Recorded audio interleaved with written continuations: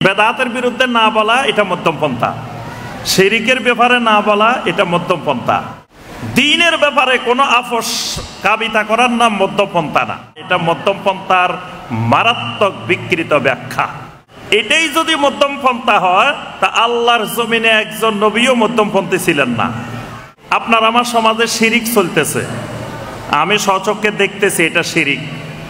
আপনার আমার সমাজে বেদাত চলতেছে, আমি স্বচক্ষে দেখতেছি এটা বেদাত। এটা বলা যাবে না, চুপ করে থাকা লাগবে। বললে ঐক্য নষ্ট হয়ে যাবে যে ভাই এটা তো শিরিক, এটার বিরুদ্ধে বলেন না। না না না, খবরদার, মধ্যম পন্থা অবলম্বন করেন। মানে মধ্যম পন্থা মানে কি? শিরিকের কথা বলা যাবে না। আচ্ছা ভাই, এই যে লোকগুলো সব তো বেদাতের মধ্যে নিমজ্জিত আছে, খবরদার, এখন বেদাত তাদের বলার সময় নেই। আগে আমরা আসল জায়গায় পৌঁছে যাই, তারপরে শিরিক বেদাত সব আমরা বন্ধ করবো। এই মধ্যম পন্থা অবলম্বন করেন, আপনি চরম পন্থায় যাইয়েন না। মানে বেদাতের বিরুদ্ধে না বলা এটা মধ্যম পন্থা, শিরিকের ব্যাপারে না বলা এটা মধ্যম পন্থা।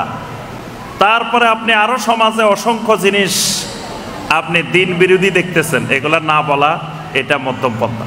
কয় মধ্যম পন্থা অনুসরণ করেন। তো মধ্যম পন্থা মানে আসলে এটা নয়, এটা মধ্যম পন্থার মারাত্মক বিকৃত ব্যাখ্যা। ইসলাম এই জাতীয় মধ্যম পন্থাকে সমর্থন করেন নাই। এটাই যদি মধ্যম পন্থা হয় তা আল্লাহর জমিনে একজন নবীও মধ্যমপন্থী ছিলেন না। আমাদের ধারণায় যে মধ্যম পন্থা, আমাদের ব্যাখ্যায় যে মধ্যম পন্থা, তাহলে আল্লাহর কোন নবী তো মধ্যমপন্থী ছিলেন না। কারণ প্রত্যেক আম্বিয়া আলাইহিমুস সালাম পৃথিবীতে এসে মানুষকে শিরকের বিরুদ্ধে দাওয়াত দিয়েছেন।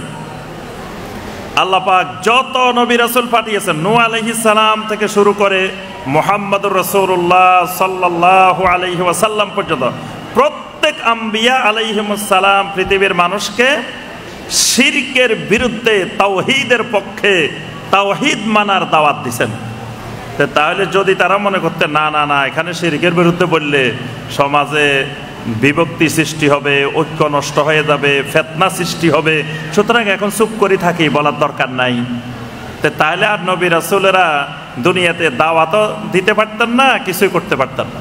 তাহলে সমস্ত আম্বিয়া আলাইহিমুস সালাম পৃথিবীতে শিরকের বিরুদ্ধে কথা বলেছেন।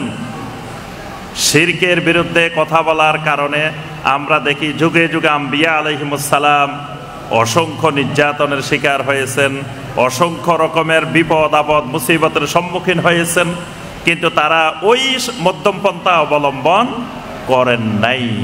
এই জন্য দ্বীনের ব্যাপারে কোনো কিছু ছাড় দেওয়ার নাম মধ্যম পন্থা না। দ্বীনের ব্যাপারে কোনো আপোষ কাবিতা করার নাম মধ্যম পন্থা না। তো মধ্যম পন্থাটা কি, এইটাই আবার আমরা কোরআন সুন্নাহর দৃষ্টিতে একটু বোঝার চেষ্টা করব। মধ্যম পন্থাকে আরবিতে বলে ওয়াসাতিয়া। আরবিতে কি বলা হয়? ওয়াসাতিয়া। ওয়াসাত, ওয়াসাত মানে মধ্যম পন্থা, মধ্যম। খায়রুল উমুরে আওসাতুহা, এটা আরবি ভাষার একটা প্রবাদ বাক্য, যে সবচেয়ে ভালো হলো মধ্যম পন্থা অবলম্বন করা, এটাই হলো সবচেয়ে ভালো কাজ।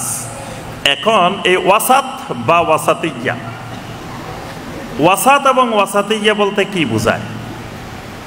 আরেকটি হলো এতেদাল। এতেদাল মানে ভারসাম্যপূর্ণ। এই দুটা কাছাকাছি, একটা ওয়াসাতিয়া, একটা এতেদাল। এই জন্য আল্লাহ রাব্বুল আলামিন এই উম্মতকে কয়েকটা নাম দিয়েছেন। এই উম্মতের অনেকগুলা নাম আছে, তন্মধ্যে এই উম্মতে মুহাম্মাদি সাল্লাল্লাহু আলাইহি ওয়াসাল্লামের একটি অন্যতম নাম হলো উম্মতে ওয়াসাত।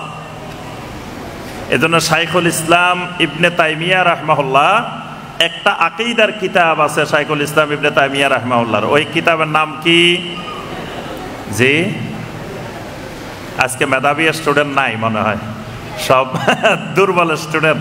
শাইখুল ইসলাম ইমাম ইবনে তাইমিয়া রাহমাহুল্লাহর একটা আকীদার কিতাব আছে। এই কিতাবের নাম কি?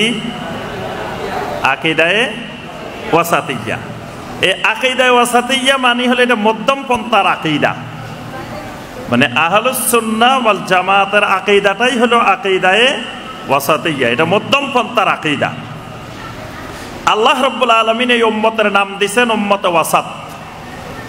সূরা আল বাকারার 143 নম্বর আয়াতে কারিমা আল্লাহ সুবহানাহু ওয়া তাআলা বলেন, ওয়া কাযালিকা জাআলনাকুম উম্মাতাও ওয়াসাতা লিতাকুনু শুহাদাআ আলান নাস ওয়া ইয়াকুনার রাসূলু আলাইকুম শাহীদা। আল্লাহ রাব্বুল আলামিন বলেন, আমি এমনিভাবে তোমাদেরকে উম্মতে ওয়াসাত বানাইছি, তোমাদেরকে উম্মতে ওয়াসাত বানাইছি। এই উম্মতে ওয়াসাতের তাফসীরে সকল তাফসীরের মধ্যে লেখা হয়েছে উম্মতে ওয়াসাত মানে উম্মতে আদল, উম্মতে ওয়াসাত মানে উম্মতে খায়রিয়া, উম্মতে ওয়াসাত মানে আত-তাওয়াসসুতু বাইনাল ইফরাত ওয়াত তাফরীদ। তাফসীরের মধ্যে উম্মতে ওয়াসাতের ব্যাখ্যা করা হয়েছে ওয়াসাত মানে উম্মতে আদাল, মানে এরা ন্যায় পরায়ণতার উম্মত, এরা কখনো জুলুম করে না, এরা ইনসাফ করে, ইনসাফওয়ালা উম্মত। ইনসাফওয়ালা উম্মত কি? আল্লাহ রাব্বুল আলামিনের তাওহীদটাই হলো সবচেয়ে বড় ইনসাফ, শিরিক হলো সবচেয়ে বড় জুলুম। শিরিকের চেয়ে বড় জুলুম আল্লাহর জমিনে দ্বিতীয় কোনো জুলুম নাই। সূরা লোকমানের 13 নম্বর আয়াত আল্লাহ পাক কি বলছেন, ইন্নাশ শিরকা লা যুলমুন আযীম। খালি শিরিক জুলুম না, জুলমে আযীম, সবচাইতে মহান জুলুম। এই উম্মত জুলুম করে না। যে উম্মত জুলুম করে না ওই উম্মতের নাম উম্মতে ওয়াসাত, অর্থাৎ শিরিক মুক্ত জাতির নাম উম্মতে ওয়াসাত। যেই উম্মত শ্রেষ্ঠ উম্মত, এই উম্মতের নাম উম্মতে ওয়াসাত। উম্মতে ওয়াসাত মানে উম্মতে খায়রিয়া, ও শ্রেষ্ঠ উম্মত। কুনতুম খায়রা উম্মাতিন উখরিজাত লিন-নাস তা'মুরুনা বিল মা'রুফি ওয়া তানহাউনা আনিল মুনকার। সূরা আলে ইমরানের 110 নম্বর আয়াত আল্লাহ পাক বলেন, তোমরা হইলা খায়রে উম্মাহ। তো তোমরা খায়রে উম্মাহ কেন? তোমরা তা'মুরুনা বিল মা'রুফ ওয়া তানহাউনা আনিল মুনকার, তোমরা সৎ কাজের আদেশ দাও, অসৎ কাজের নিষেধ করো।